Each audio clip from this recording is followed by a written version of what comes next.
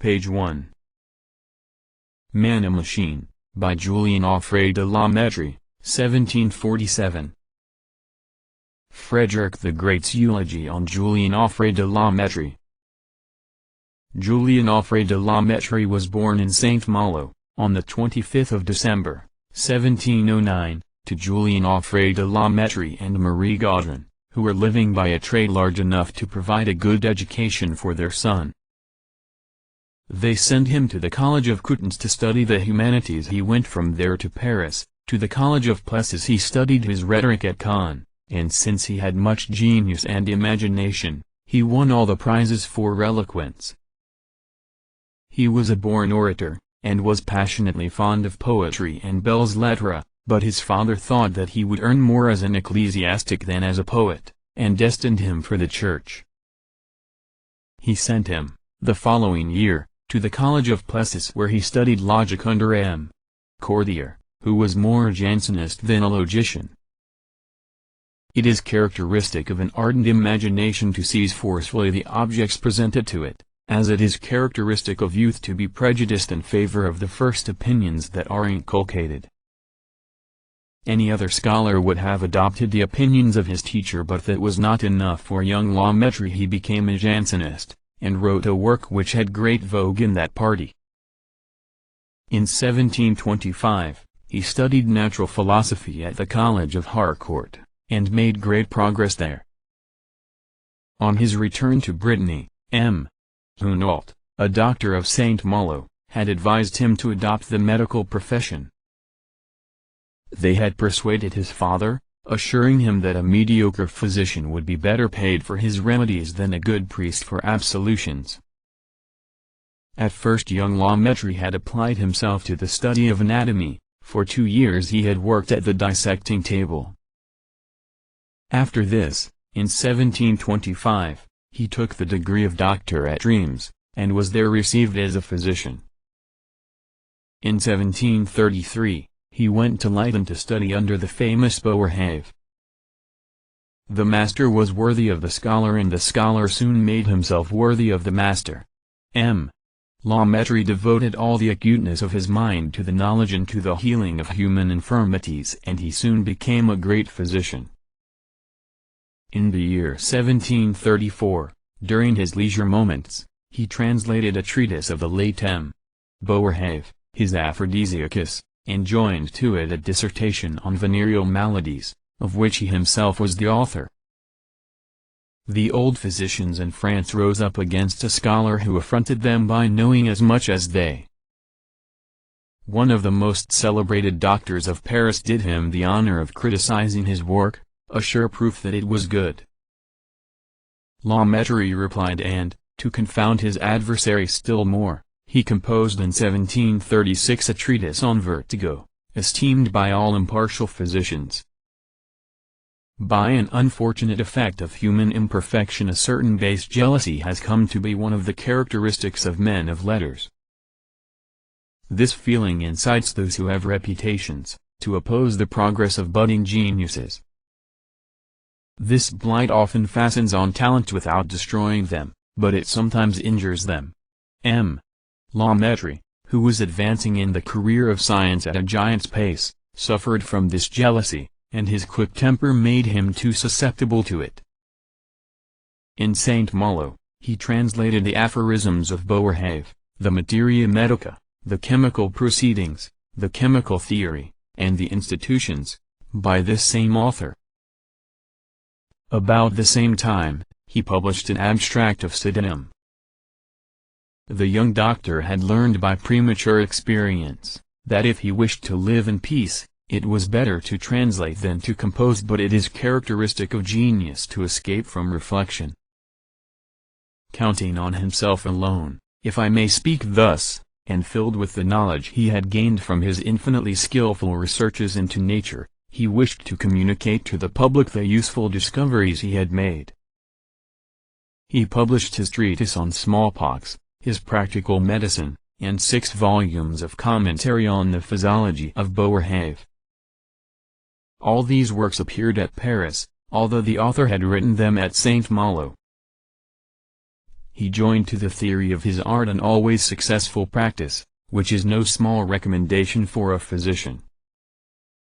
In 1742, La Mettrie came to Paris, led there by the death of M. Hunault, his old teacher. Morand and Saint-Malo introduced him to the Duke of Gramont, who, a few days after, obtained for him the commission of physician of the Guards.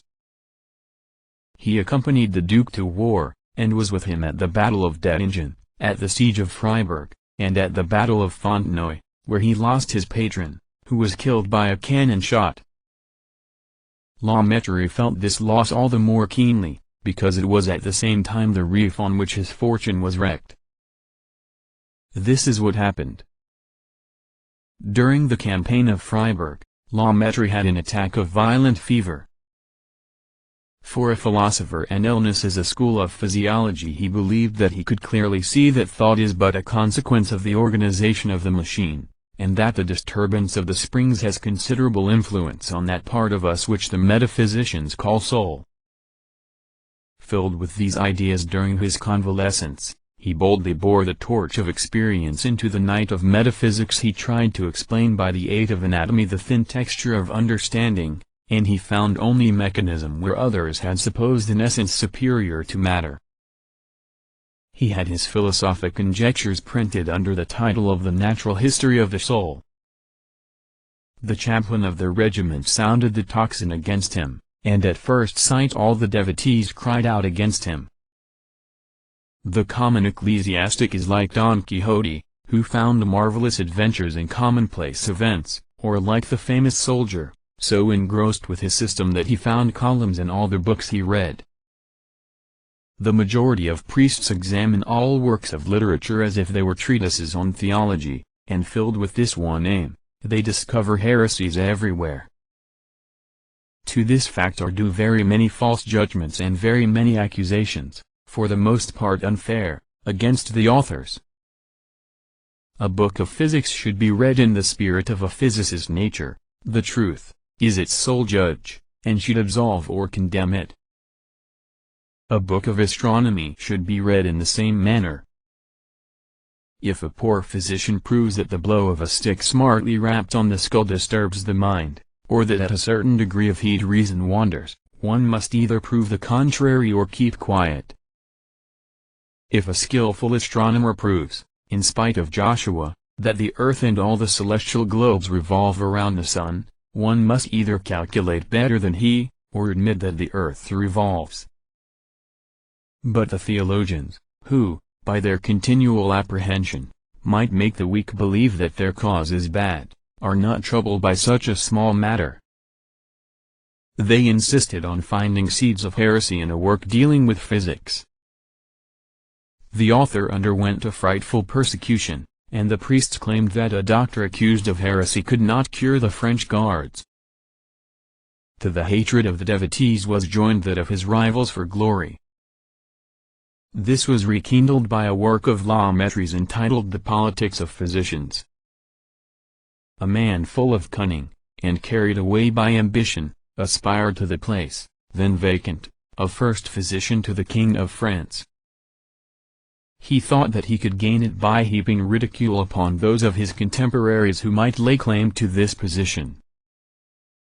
He wrote a libel against them, and abusing the easy friendship of La Mettrie, he enticed him to lend to it the volubility of his pen, and the richness of his imagination. Nothing more was needed to complete the downfall of a man little known, against whom were all appearances, and whose only protection was his merit. For having been too sincere as a philosopher and too obliging as a friend, La Mettrie was compelled to leave his country. The Duke of Duras and the Viscount of Chela advised him to flee from the hatred of the priests and the revenge of the physicians. Therefore, in 1746, he left the hospitals of the army where he had been placed by M. Seychelles, and came to Leiden to philosophize in peace. He there composed his Penelope, a polemical work against the physicians in which, after the fashion of Democritus, he made fun of the vanity of his profession. The curious result was that the doctors themselves, though their quackery was painted in true colors, could not help laughing when they read it, and that is a sure sign that they had found more wit than malice in it. M. La Mettrie, after losing sight of his hospitals and his patients, gave himself up completely to speculative philosophy. He wrote his Man a Machine, or rather he put on paper some vigorous thoughts about materialism, which he doubtless planned to rewrite. This work, which was bound to displease men who by their position are declared enemies of the progress of human reason, roused all the priests of Leyden against its author. Calvinists, Catholics and Lutherans forgot for the time that consubstantiation, free will, Mass for the dead, and the infallibility of the Pope divided them. They all united again to persecute a philosopher who had the additional misfortune of being French, at a time when that monarchy was waging a successful war against their high powers. The title of philosopher and the reputation of being unfortunate were enough to procure for La Mettrie a refuge in Prussia with a pension from the king. He came to Berlin in the month of February in the year 1748. He was there received as a member of the Royal Academy of Science. Medicine reclaimed him from metaphysics, and he wrote a treatise on dysentery, another on asthma, the best that had then been written on these cruel diseases.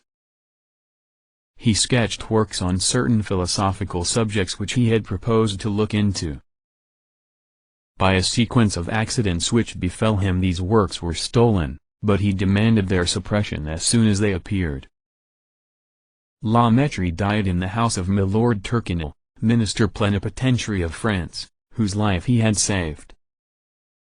It seems that the disease, knowing with whom it had to deal, was clever enough to attack his brain first, so that it would more surely confound him. He had a burning fever and was violently delirious. The invalid was obliged to depend upon the science of his colleagues, and he did not find there the resources which he had so often found in his own, both for himself and for the public. He died on the 11th of November, 1751, at the age of 43 years. He had married Louise Charlotte Drive copyright Anno, by whom he left only a daughter, 5 years and a few months old. La Mettrie was born with a fund of natural and inexhaustible gaiety. He had a quick mind, and such a fertile imagination that it made flowers grow in the field of medicine. Nature had made him an orator and a philosopher, but a yet more precious gift which he received from her, was a pure soul and an obliging heart. All those who are not imposed upon by the pious insults of the theologians mourn in La Mettrie a good man and a wise physician. Page 9.